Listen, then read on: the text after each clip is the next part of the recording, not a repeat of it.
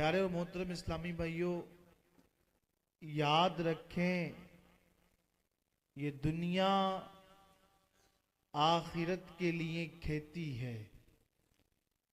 دنیا دارالعمل ہے اور آخرت دارالجزا ہے۔ یہاں عمل کرنا ہے اور آخرت میں اس کا رزلٹ، جزا اور نتیجہ ملنا ہے۔ تو اس کے لیے ہمیں کوشش کرنا چاہیے کہ خوب زیادہ سے زیادہ اس دنیا کو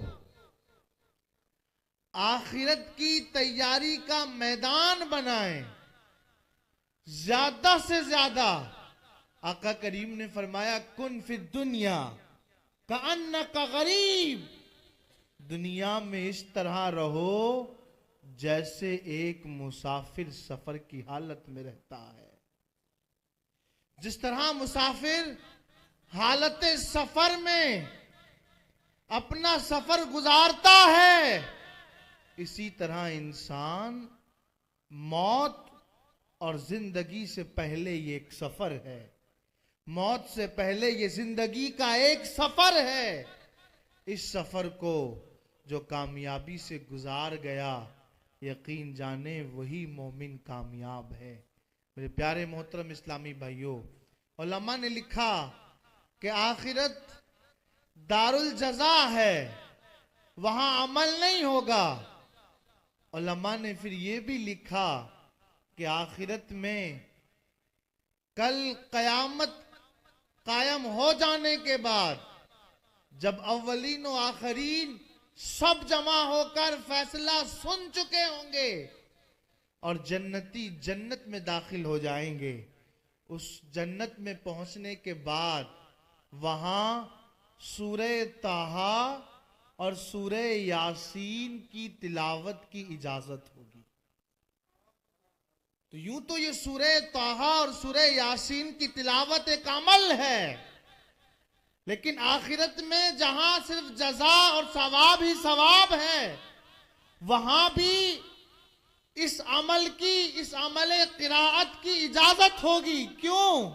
علماء نے بڑا ایمان افروز نقطہ لکھا ہے اور بڑا دل میں مومن پڑھے تو جھوم جائے۔ لکھتے ہیں وجہ یہ ہے کہ ان دونوں صورتوں میں آقا کریم صلی اللہ علیہ وسلم کے حسن و جمال کا تذکرہ ہے۔ جب بندہ جنت میں پہنچے گا، تمام نعمتوں کی آسائش آرام حاصل کرے گا اور اسے سکون، چین سب کچھ ملے گا۔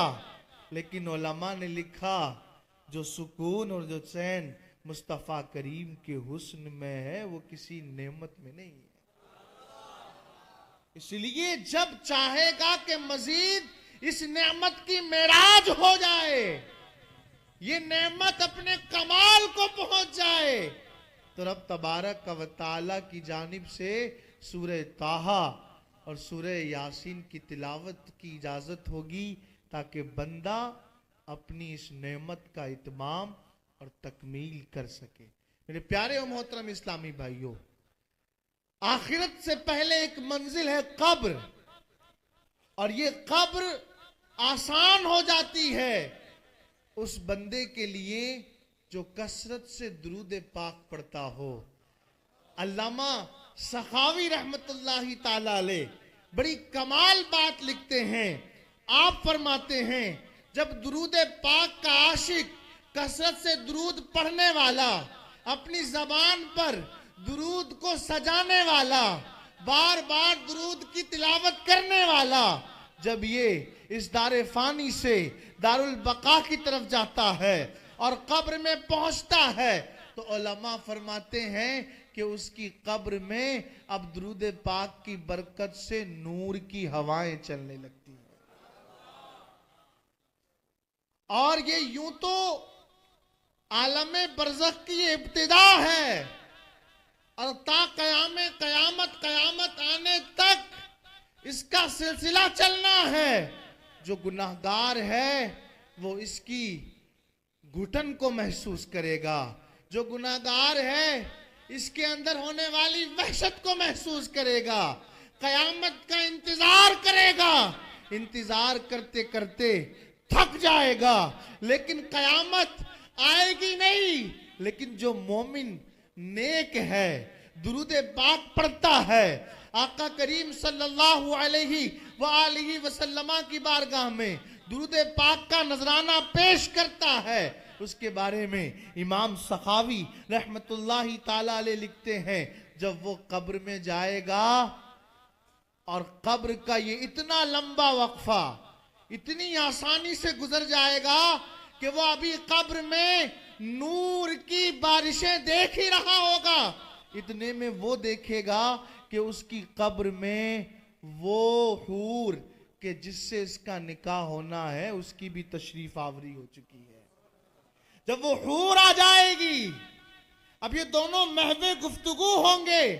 جب اس کی نگاہ اس حور کے گلے میں پڑے ہوئے ہار کی طرف جائے گی تو اس ہار سے موتی ٹوٹ کر گرنے لگیں گے. اب یہ دونوں ان موتیوں کو چن کر کے پرونے لگیں گے. ابھی یہ موتی پرو بھی نہیں پائیں گے کہ اتنے میں قیامت قائم کر دی جائے گی. بس اتنا سا وقت لگے گا، اتنا سا ڈیوریشن ہوگا. میرے پیارے و محترم اسلامی بھائیوں، ہمیں چاہیے کہ آخرت کی تیاری کریں اور ایسی تیاری کریں کہ کل قیامت کے دن آقا کریم صلی اللہ علیہ وآلہ وسلم کی مبارک زلفوں کا سایہ نصیب ہو جائے. اللہ پاک ہم سب کو خیر کے ساتھ اس منزل کو پار کرنے کی توفیق عطا فرمائے.